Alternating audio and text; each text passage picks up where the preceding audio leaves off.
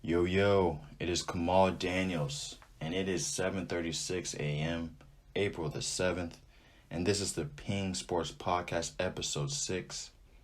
How was your week started so far, you guys? How was your April started so far? Easter was this Sunday, and I didn't know until Saturday. I'm naming this due to the fact that Easter is an inconsistent holiday like Thanksgiving. Like, what are the calculations for this holiday? Is it every 13th Sunday? Is it like when is Easter? Is it in March? Is it in April? When is Thanksgiving? Is it every third Thursday of November? Is it every fourth Thursday of November? Inconsistent dates. It's always a different date every year. I'm more of a consistent date kind of guy. If you've listened to this podcast, I'm a consistency kind of dude. Christmas, always December 25th. July the 4th, always July the 4th. Juneteenth, always June 19th. It's the same thing every single year. But how was your Easter? Hopefully it was good. There's another holiday I like to give a shout out to coming up. For anyone who observes, Ramadan is coming up April the 12th. To everyone, I hope you have a happy and healthy Ramadan. What I hear is, at first the fasting is difficult, but you get sort of used to it. But if you really, what I hear from most Muslim people is the real difficult part is the praying and to be consistent with your praying. So anyone who observes it, anyone who listens, God bless. And I hope you guys have a good, healthy Ramadan. But let's get into what you guys came here for, and that is this talking of the sports. El Sportos. First, let's get into March Madness. And let's sort of talk about the game that everyone's talking about. You guys heard everything about it. UCLA versus Gonzaga, the greatest game of the century. Yeah, you've heard everything you need to hear on it. It was a great game. Best game so far of the Peng Sports podcast or Peng Sports history. Best game so far. Number one game of the year. That's all I need to say about it, because you've heard everything about it. All I will say about it is Johnny Juzang needs to be a first round pick, top 15 pick in the draft. That's all I'm going to say. But national championship game, my pick, Gonzaga,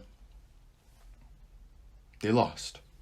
And I'm going to take everyone's been avoiding this, and everyone's been not trying to say this in the media, at least what I've heard so far in the media, and that is Gonzaga's weak conference.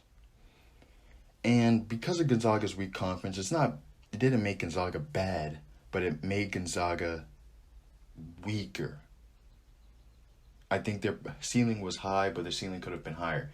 If they played in a conference like a Baylor, where they play Oklahoma State, then Texas, then they have to travel all the way up to West Virginia to play a game, where you're playing a good team and then another good team and another good team every single week, you get somewhat conditioned to playing good teams, sort of how to play, and that's what Baylor was able to do. Constantly playing good teams, playing a good Villanova team, playing a good Houston team. They were somewhat built to play these great games, and then have enough for the next game. And I think that's what got Gonzaga. They played this great team in UCLA, and then they had to play another great team in Baylor. But with BYU, that's the only team they really played. When they played BYU, that was a big game of the year, circle game, play big game, and then they play San Diego State next, or San Diego in the West Coast Conference. Nothing against the West Coast Conference, but that's who they were playing against. And if you just play one good team in your conference play, it's going to affect you during the tournament. And that's why I believe Gonzaga had a problem during the tournament. They weren't built for it. Teams like Baylor, and Baylor was built for it. They were ready to play in good team after good team after good team. But We're going to have to wait another year for an undefeated team. Good season, Gonzaga. Came up short. You don't want to be known as a team that almost won the national championship, almost went undefeated, almost won the national championship, like Larry Bird, but that's how it's gotta be. Sometimes the ball doesn't roll your way sometimes. But, again, good season, Gonzaga. Jalen Suggs is probably going to leave, but I think they're going to get the number 1 recruit in the nation in the class of 2021. So maybe on to greener pastures, but definitely going to be solid next year. Drew Timme's a sophomore. They'll be back. Gonzaga will be back. But anyways, let's get into a topic that I haven't been avoiding it, but I just haven't really thought about discussing it on this podcast. You want to somewhat stick to sports, but this is a sports related topic. And I want to talk about Deshaun Watson. And at first, and I just want to bring you guys into the psyche and thinking, because it's sort of been on my mind. I've sort of been talking about it, not about Deshaun Watson, but somewhat sexual assault. I am in college, so sadly, some of these instances happen. But at first, when I saw this story, I was like, wow. And I think some people thought this too. I thought that, wow, this is another girl or another young lady trying to get money off of a rich, famous person. And it's perfect timing for everything, because Deshaun Watson wants to leave, and he wants to go to San Francisco, and he wants to, But I want, for anyone who thought somewhat the same, who had the same train of thought as me and may still have that train of thought, I just want to give you guys this piece.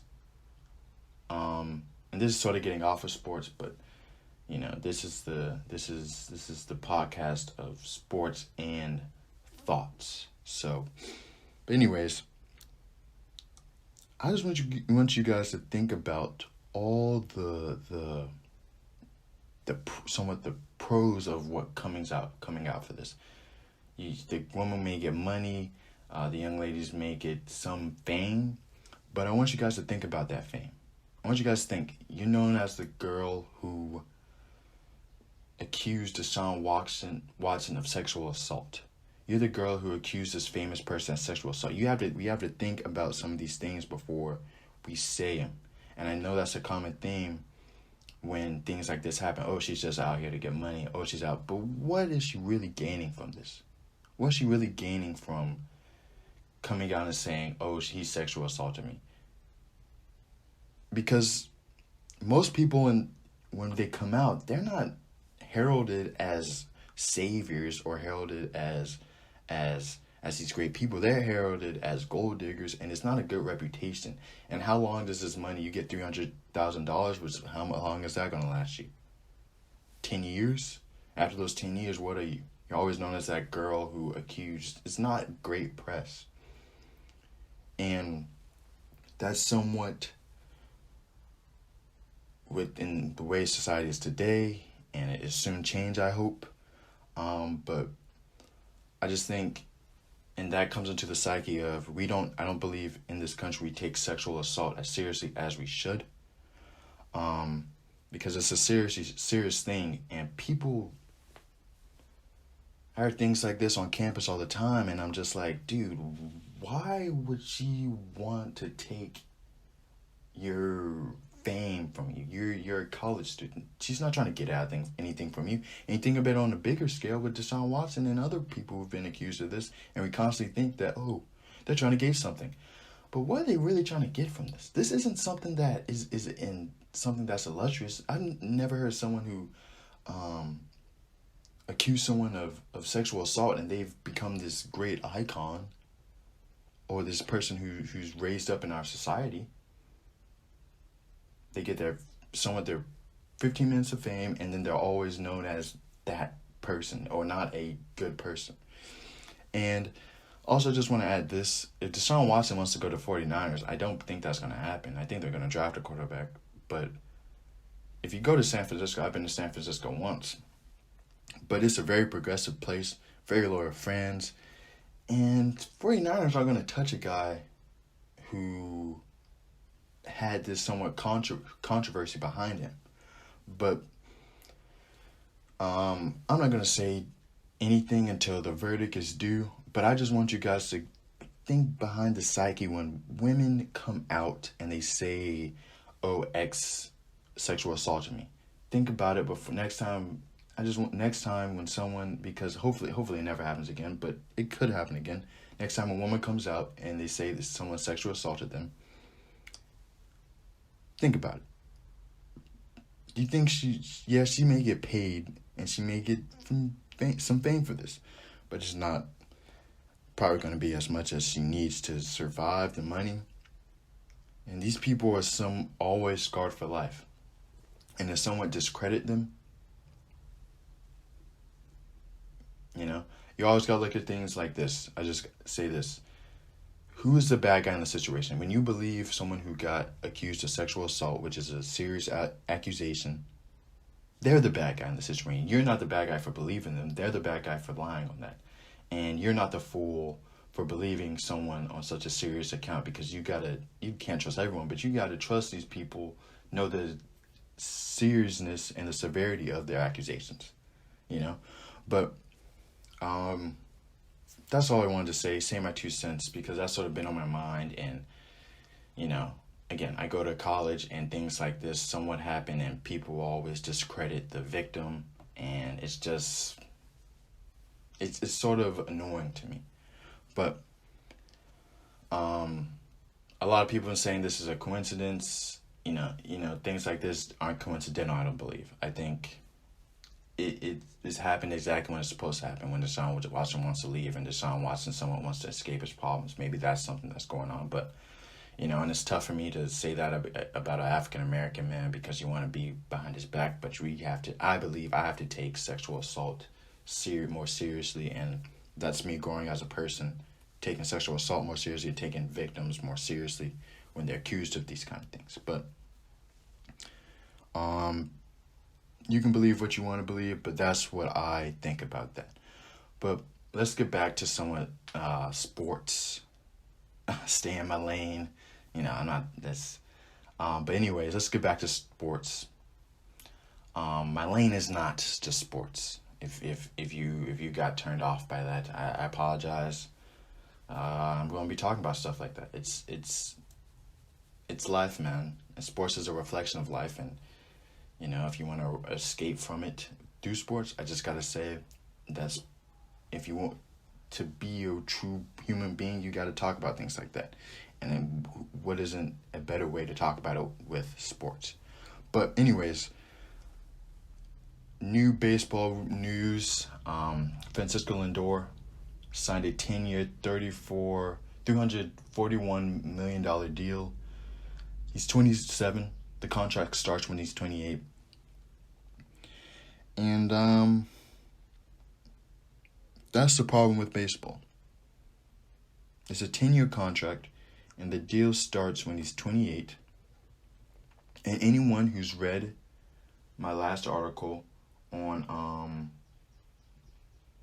drafting players in the NBA, I stated a person's career nowadays is from 28 to 32. And baseball could be a little bit different. I think it can be 27 to 34 in baseball. That's just a quick guesstimate, but because it's a different sport. But you're going to be paying Francisco Lindor when he's out of his prime. And MLB fans always wonder, why does baseball suck? Why does, not suck, but why is it declining? Why are we getting less viewers? Because you're paying players, you're having piss poor players or players out of their prime still playing in the league because you're paying them 10 years, 5 years more than they need to. If you sign Francisco Lindor 10-year deal at 24 years old, I'm cool with that. He plays till he's 34. Then you sign him to 2-year, 3-year deals until he's done. See, Francisco Lindor's may be done by 34, but you still got to pay him for another 6 years or 4 years. And that's the problem with baseball. You're playing these players, they grind in the minors leagues and they don't get into the major leagues until they're 25. Then when they get to the major leagues when they're 25, they don't get their money until they're 27, 28, 30. Then you pay them $10-year contracts and they're out of there. They're done. They played their best years. But that's how baseball is. I'm an observer. I don't know how to run a multi-billion-dollar company. But I just feel like that's baseball. That's not the way to go. We've been seeing it for a few years now with Albert Pujols, and Mike Trout's still in his prime, so they're good. The Angels are good, but that's why I believe one of the reasons why I believe baseball is light years behind other sports. But I will say about the NL East really quickly. My predictions for that division. Supposedly the most difficult division, and I believe it is so far. I think the most exciting division is probably the NL West. Just a little rivalry that's going to go with the Rockies and the Dodgers, really. But always my favorite division is always the NL Central, Brewers. But anyways, let's get into the NL East. My prediction for that division. I believe first in the division is going to be the Braves. Braves starting slow, but it's a 162-63 game season. They'll get back. It's 162. They'll get back. Braves 1. Mets. Oh, God. Mets 2. Marlins 3. Phillies 4. I have no faith in the Phillies. They don't have a pitching staff. They got Nolan. But outside of Nolan, against the offense that the Braves, the Nationals. Did I forget the Nationals? I forgot the Nationals. So it's gonna be the Braves, the Mets, the Nationals, the Marlins, the Phillies. But with the offense the Nationals have, the great pitching staff the Marlins have, up and coming pitching staff, I think is better than the Phillies.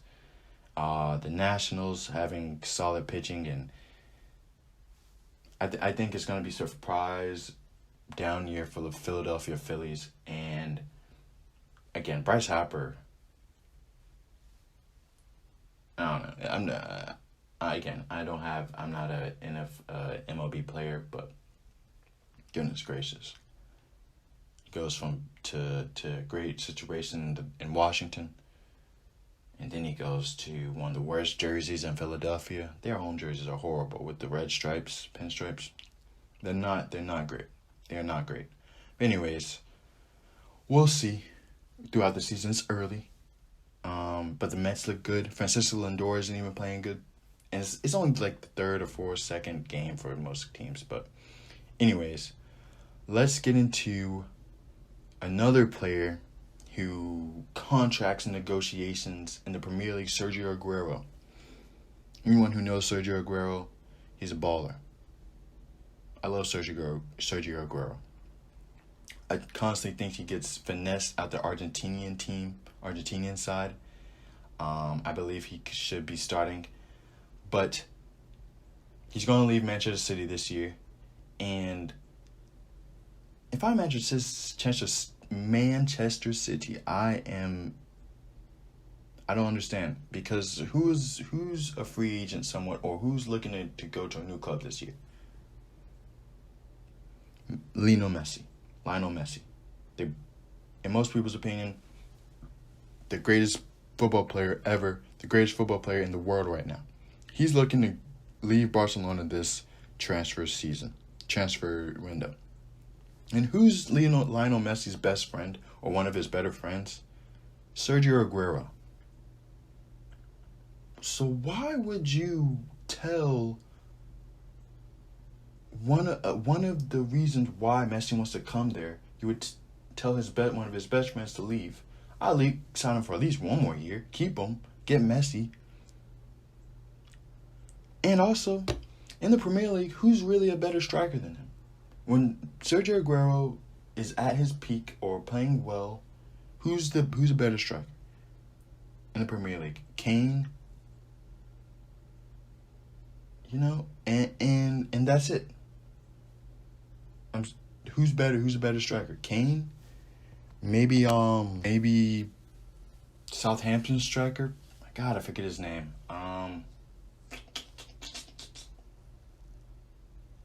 He used to play for Liverpool.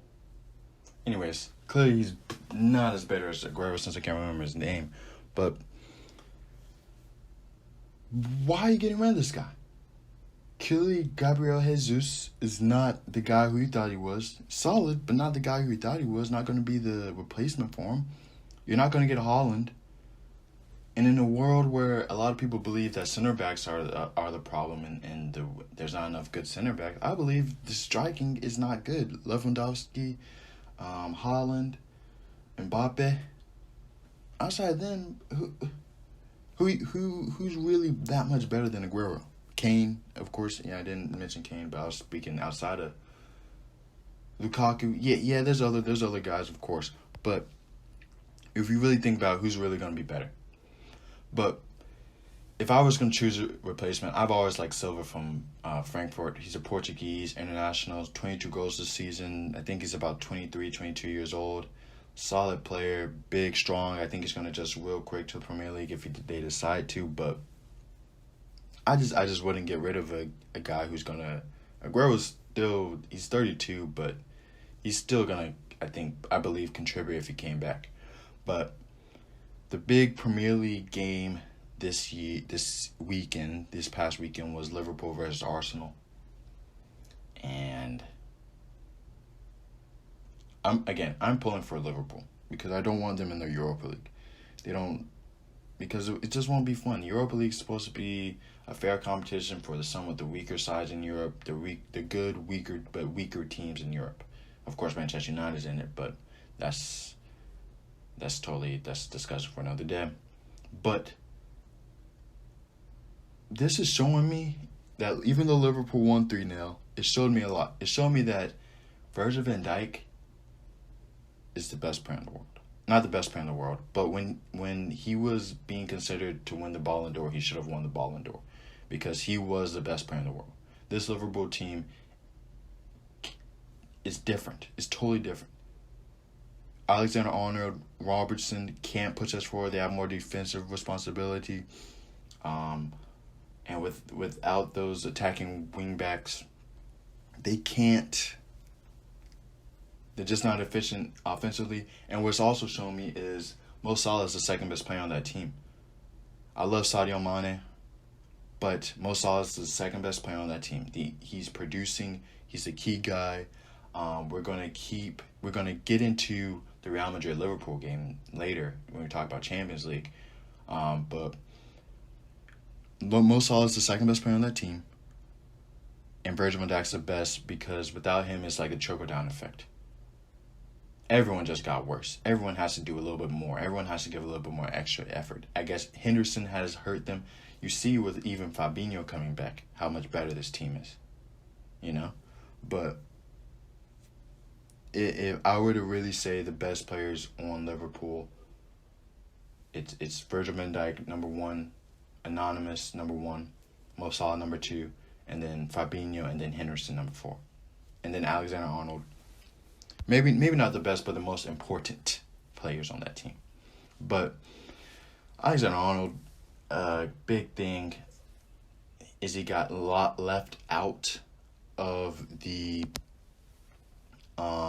England national team, and I don't think that's really a big deal. I think Gareth Southgate hopefully was just testing some things out.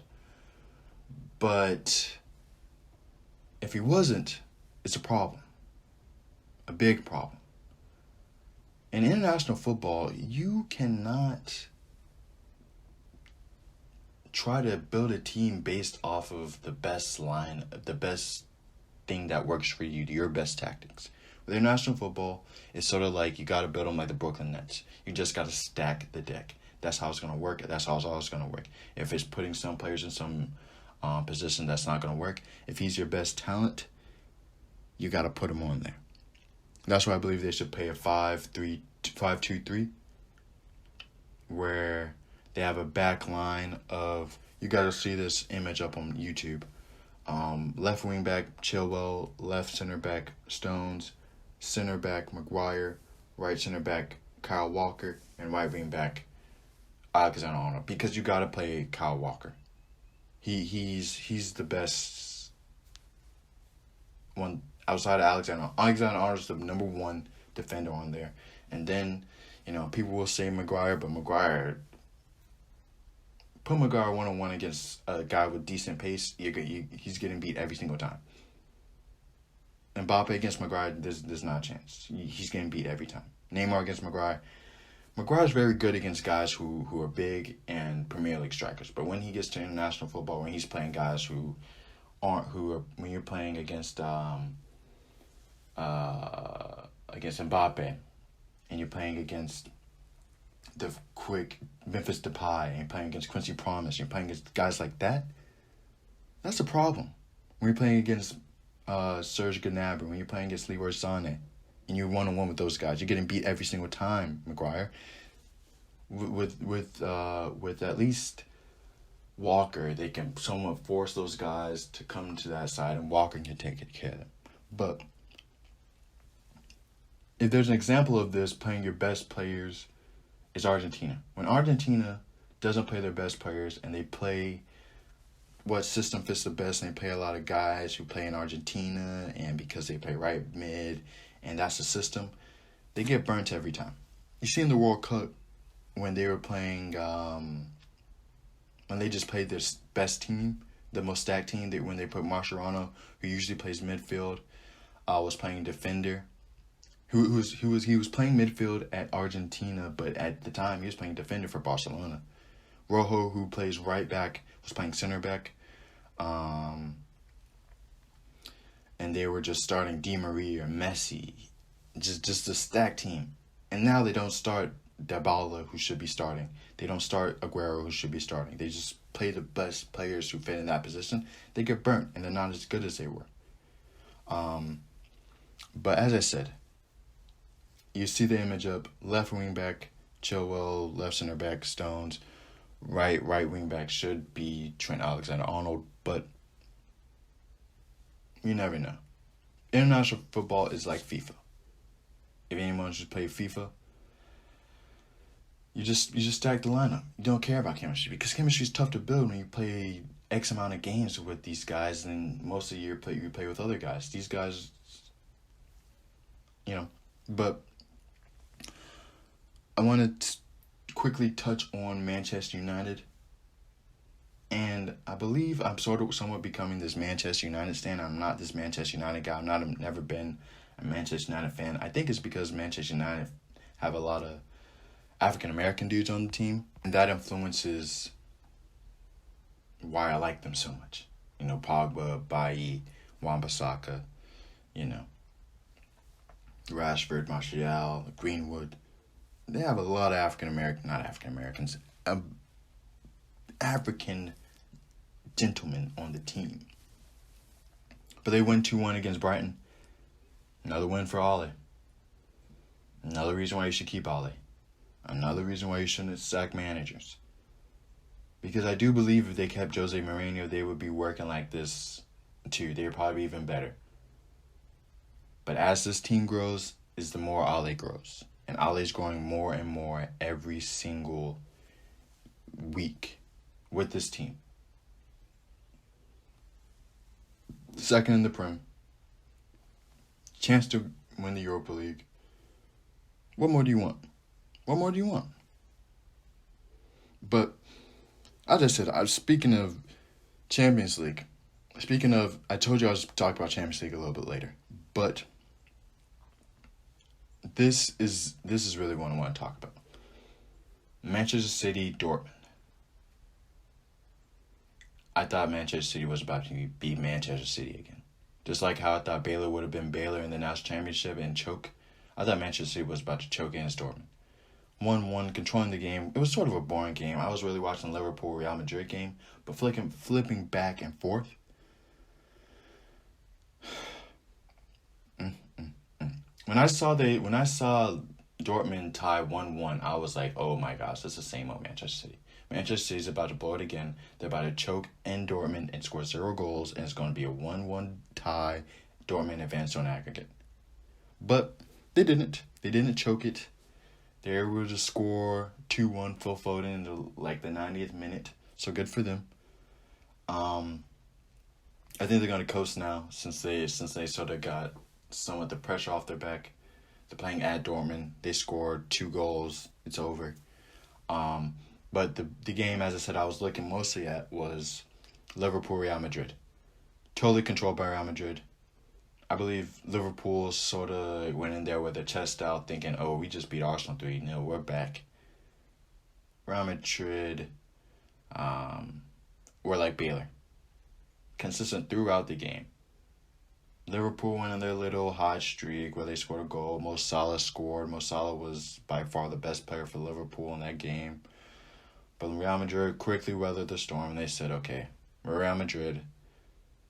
Here's the next guy up at Real Madrid, Vinicius Jr., who's a player who needs to be in the Brazil squad. He no longer needs to be left out. He's arrived somewhat. He's only 20, so he's going to still have his consistencies. But he's a baller. Player.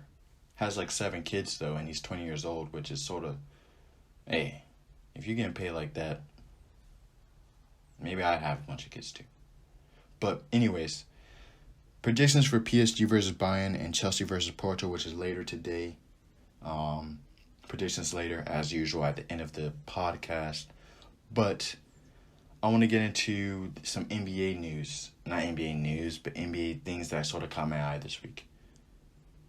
Lonzo made 8 threes against the Rockets. Yeah.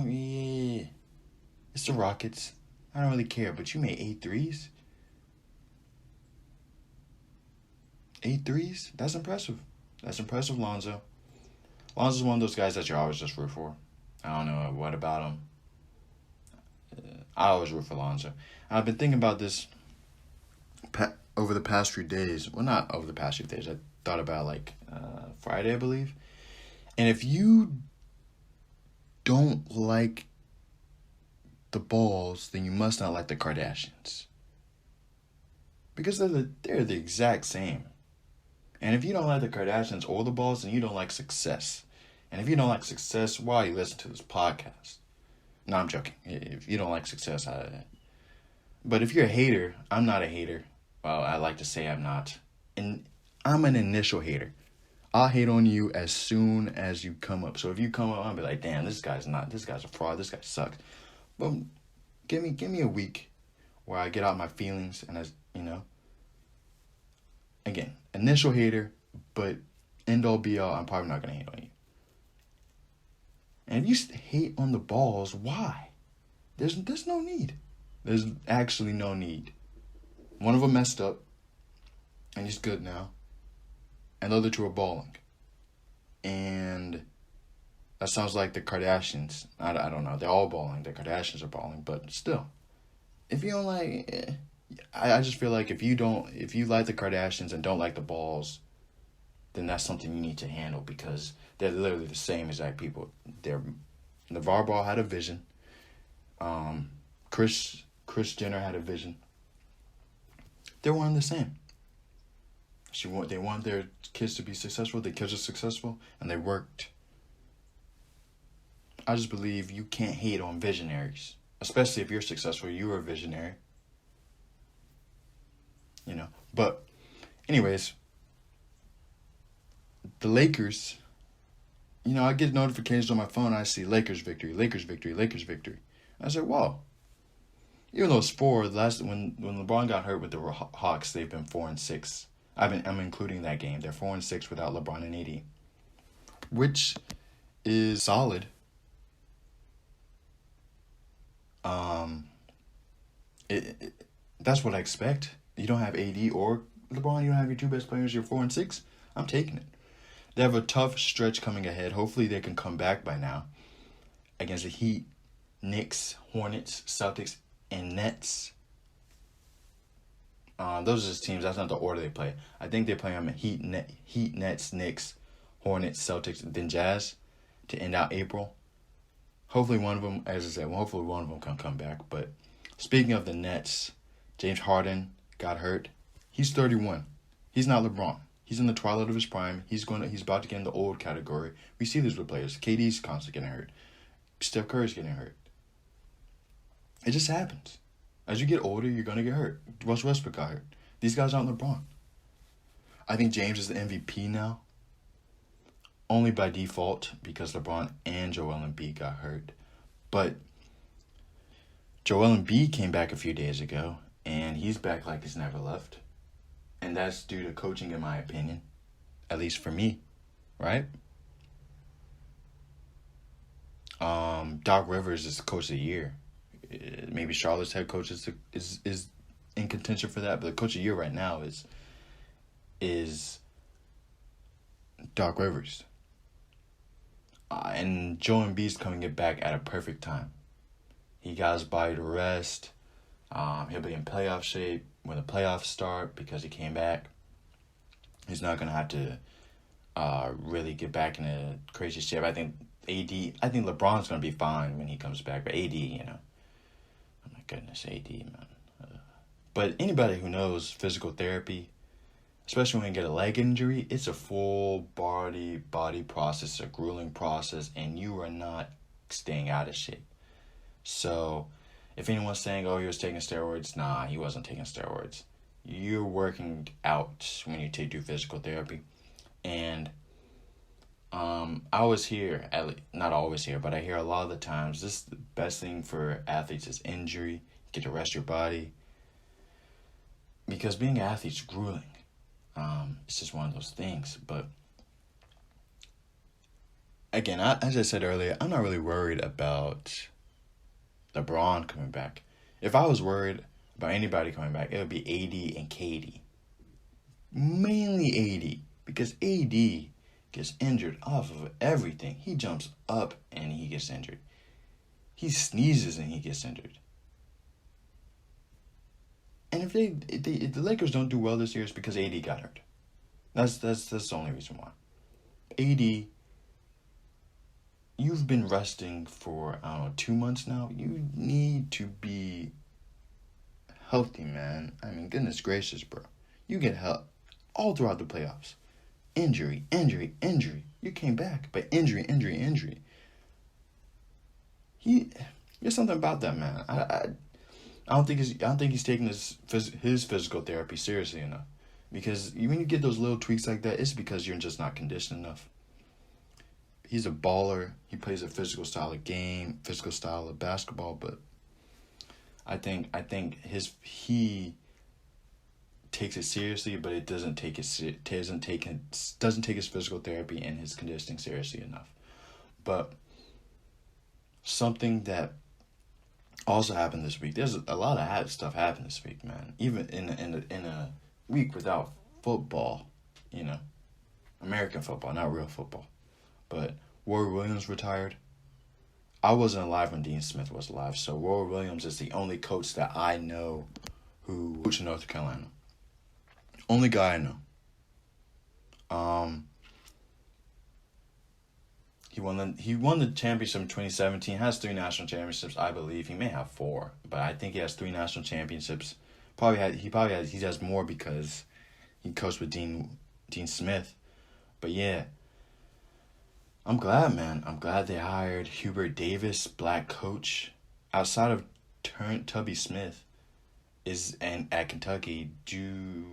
Maybe you can consider Georgetown, but I don't really consider Georgetown. I consider them totally different from everyone else.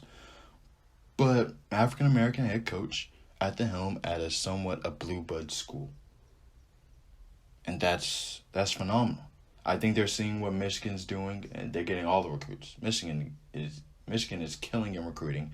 They're killing in college basketball. And they see that with Juwan Howard, and they say, "Oh, that's the next trend. Let's get on that." Ones and dones was a trend. Now let's get on this African American head coach trend because we need this money. These schools are a lot smarter than we want to give them credit, but the hiring of African American coaches for Blue Bloods, I believe Duke is probably up next. Let's see what Duke does. Let's see what Syracuse does. But I do believe if you want to get recruits now with this new era of smarter players and they don't care about the traditions, as long as you get a guy who relates to them the best, that is what they want. And hiring Hubert Davis, being an African American guy in a sport that has mostly African American players, I think it's a phenomenal hire. But I spoke about no football earlier, and there was some NFL trade news this offseason. Well, this past weekend, Sam Darnold got traded from the Jets to the Panthers, and some people just need a new location just to thrive. When I went to, I'm gonna speak on myself a little bit here, When I went to FAMU from Jacksonville to Tallahassee,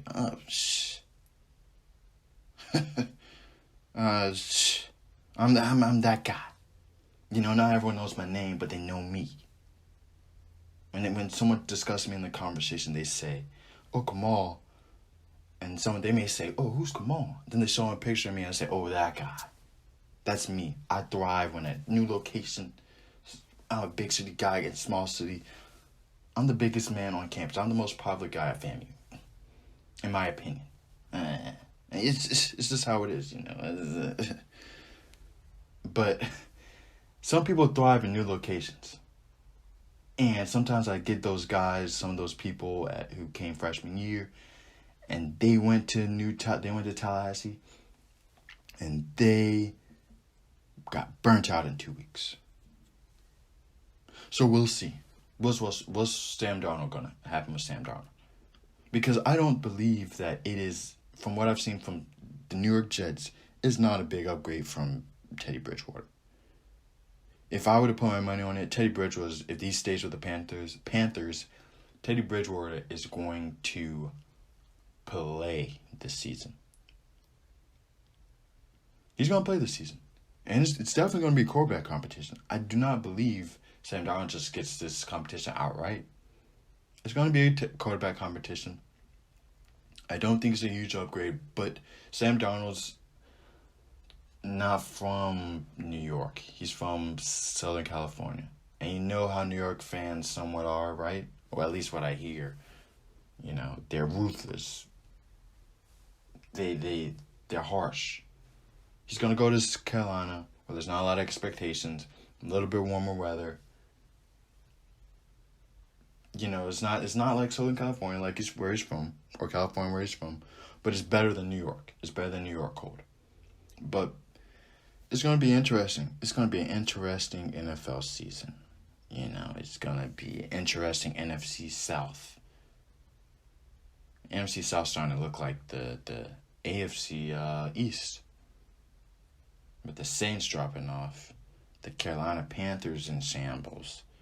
The Atlanta Falcons don't know what they're doing. Tom Brady effect, man. It's the Tom Brady effect. I truly believe that. Because all of a sudden, the AFC East look real strong. They look real strong, real competitive. And the NFC South, who at one point in history, that I remember recently, was one of the strongest divisions in the league. And there's one common denominator there, and that's Tom Brady. But let's get into my predictions for this week, man. Today, Champions League starts up. Well, it doesn't start up. The quarterfinals, second round of the quarterfinals, second group of games. Porto versus Chelsea. I got Chelsea winning 1-0. It's in Porto. It's in Portugal.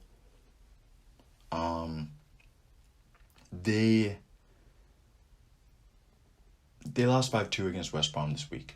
But think about it. If one team because most of Chelsea's players are going on international break. They're going to play in Germany. They're going to play, you know, they played 2 games last week. West Brom, most of their players aren't going on international break. Some of them are, but not most of them. And that plays a factor. A huge factor. If you got a whole bye week pretty much, and this other team's been playing 2 games while you had a whole week without a game, it's gonna affect you. And that happened. That's why they lost 5-2. They went up 1-0. And then Thiago Silva had lazy tackles.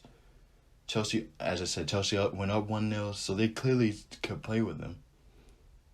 But I think they're going to recalibrate. They somewhat didn't put out their best lineup because it was West Brom. They're going to put up their best lineup against Porto.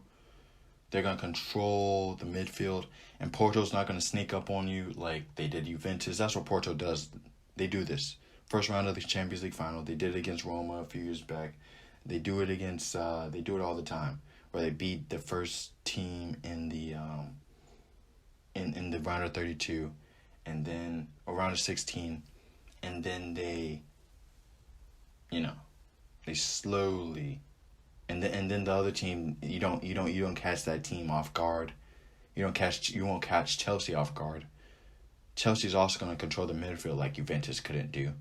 Juventus has a more talented midfield, but they can control the midfield with Conte in there, with Mason Mount, with Kovacic. Portugal got Juventus on energy, and those guys are the epitome of energy in football. Conte and Kovacic, at least. Then, in the reverse fixture, I think it's going to be a competitive game. I think it's going to be 1-1. Chelsea go through 2-1 on aggregate. I'm saying this because they play next week on Tuesday, and I won't have the podcast next week, Tuesday. But the big game, the game I'm going to be primarily watching, I'm of course going to be flipping back and forth, is PSG versus Bayern. PSG play at home, and I got PSG victory at home. Again, they lost to Lille, but I believe they're in the same boat as Chelsea. These guys are playing international football. Most of the players are gone.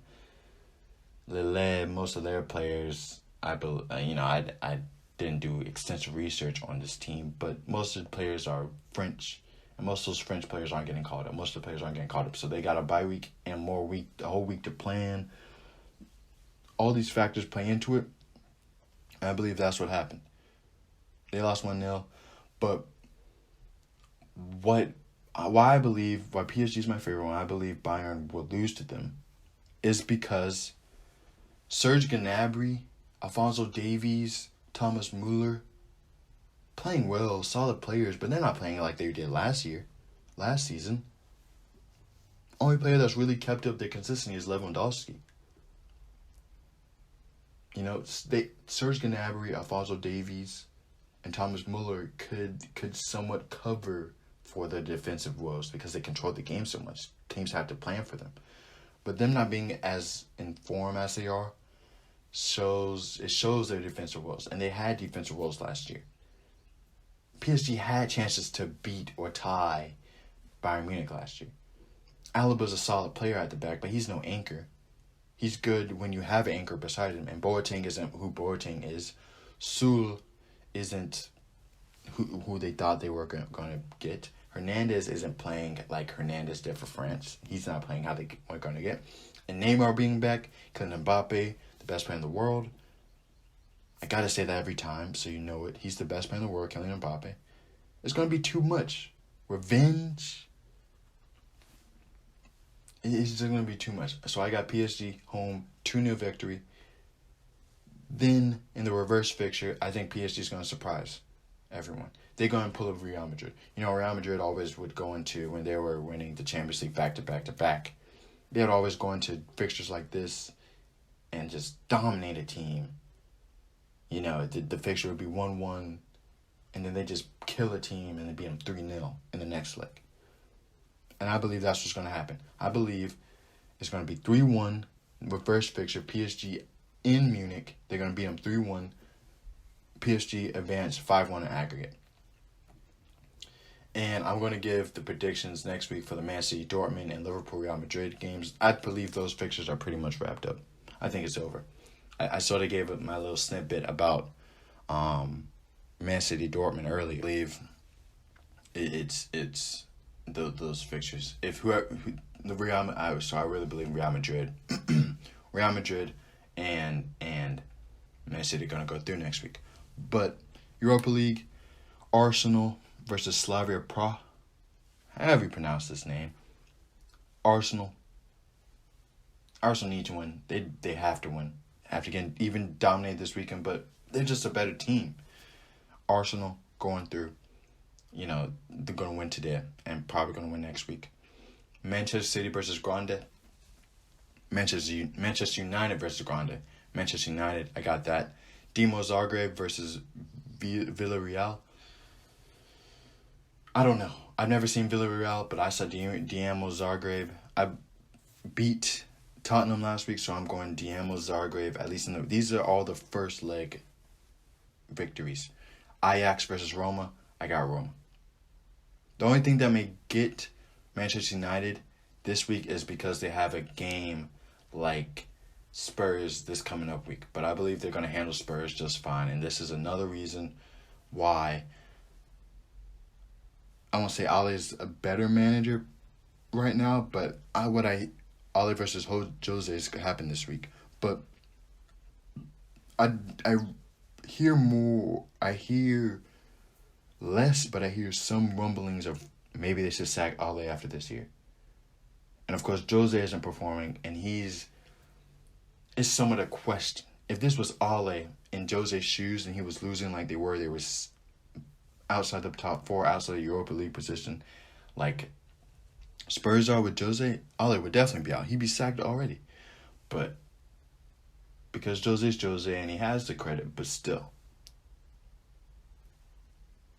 I just believe this is another opportunity to show that Ole, you deserve this job. This is for you. You're growing with the team, and as the team gets better, you're getting better, and then you're seeing that. So I believe Manchester United's going to beat them 1-0. It's going to be Arsenal, Tottenham, man, they're just so unpredictable how they're going to play. And because of the consistency, Manchester United's going to win. They're going to be better defensively against teams that they're very good against teams, top 6 defensively. So I believe that one goal against Brighton was a fluke. Again, sort of the same instances as Chelsea and PSG. International break, Brighton's team's not really on international break. They really have a rest. That's why they were able to score that goal. But and the last time they played 6-1 Spurs, so revenge is going to be on mine because you're embarrassed. They're going to try and embarrass them. And yeah. Oh, and there's one more thing. There's some game this weekend. It gets around 3 times the amount of views as Super Bowl. And that is Barcelona versus Real Madrid. And Real Madrid play Liverpool. And I think what's benefited Real Madrid is they took care of Liverpool. So they won't have to worry as much about Liverpool. They won't have to worry about saving their bodies. So I believe they're going to go guns blazing. And at first, before this happened, before I was saying, okay, Liverpool, Real Madrid's not going to get there all against Barcelona. Their real goal is to win Champions League. La Liga is possible, but they won La Liga last year. They're not really worrying about it. But because they somewhat handle Liverpool, and because they have a chance to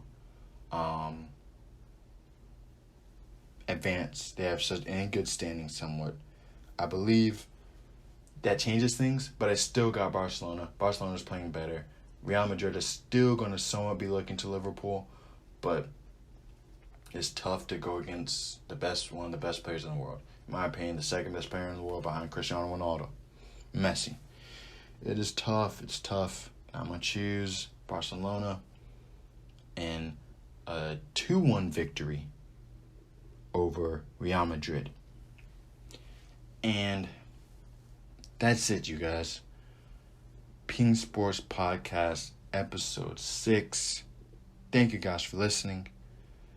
If you guys are ever curious, because I don't think I've ever said it, where the articles are, where you can find the articles, it's pengsports.co. pengsports.co, not com, co.co. Thank you guys for listening. Week 6, 42 days of doing this. I'm having fun, man. I'm still having fun. I'm waiting. I guess I'm anticipating, or that's why it's not coming. I'm still waiting on the time when I don't want to do it. The time when I get up at 7 o'clock in the morning and I don't want to do this. That's what I'm waiting on. But I still love doing it. I'm still happy doing it. Thank you guys for listening. It's Kamaal Daniels, and this is Peng Sports Podcast, episode 6. All right. See you guys.